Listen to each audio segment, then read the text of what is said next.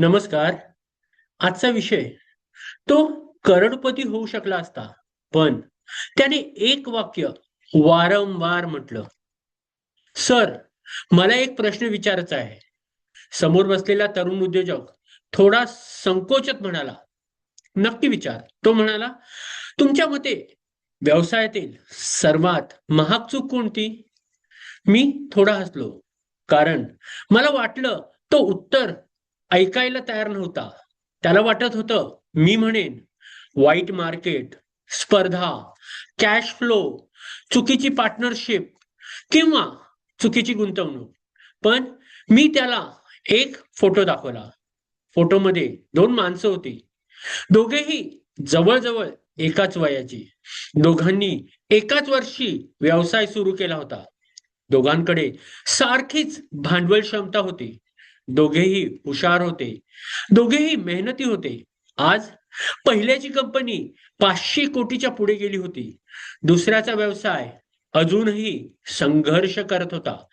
तो तरुण फोटो पाहत म्हणाला, पहिल्याने काय वेगळं केलं? मी म्हणालो, काही फार मोठं नाही. तो गोंधळला. मी पुढे बोललो, त्याने फक्त एक वाक्य वापरणं बंद केलं. कोणतं वाक्य? मी उत्तर दिलं, चालेल ना? क्षणभर शांतता पसरली, कारण सगळं तिथूनच सुरू होतं. ग्राहक नाराज झाले, चालेल ना? वेबसाईट जुनी झाली आहे, चालेल ना? कर्मचारी वेळ पाळत नाही, चालेल ना?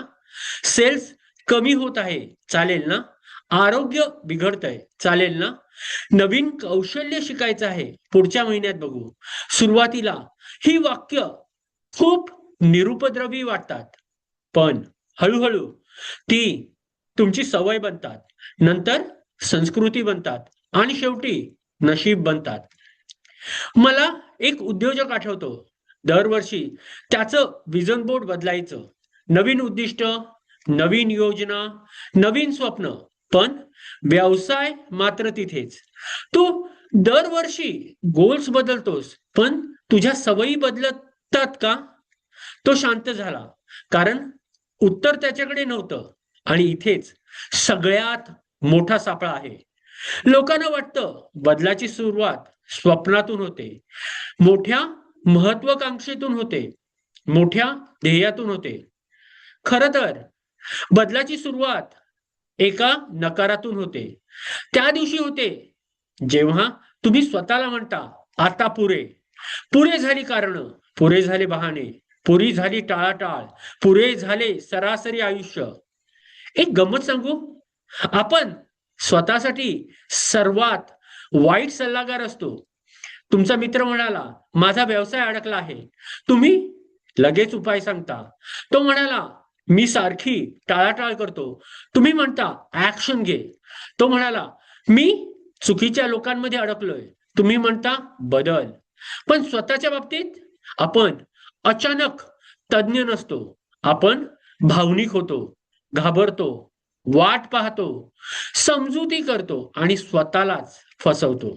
त्या दिवशी त्या तरुण उद्योजकाने मला शेवटचा प्रश्न विचारला, मग यशस्वी लोक वेगळं काय करतात?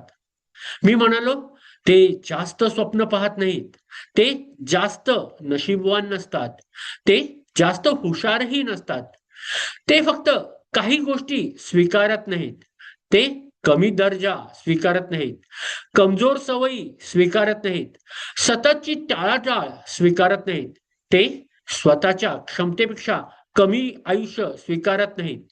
काही महिन्यांनी तो तरुण पुन्हा भेटला. व्यवसाय अजून करोडोमध्ये गेला नव्हता. समस्या अजून होत्याच, आव्हानं अजून होती. पण एक गोष्ट बदलली होती. त्याच्या भाषेतून एक वाक्य गायब झालं होतं, चालेल ना? आणि तिथून त्याची खरी वाढ सुरू झाली. यशस्वी व्यवसाय आणि संघर्ष करणारा व्यवसाय याच्यातील फरक अनेकदा संसाधनाचा नसतो, तो मानकांचा असतो. तुम्ही काय स्वीकारता आणि काय स्वीकारण्यास नकार देता यावर तुमचं भविष्य ठरतं. आज फक्त 3 गोष्टी लिहा. 1, मी कोणती गोष्ट सहन करतोय. 2, मी कोणता बहाणा वारंवार देतोय. 3, मी कोणत्या गोष्टीला आज पुरे म्हणणार आहे. उत्तर मिळालं तर बदल सुरू झालाय. धन्यवाद.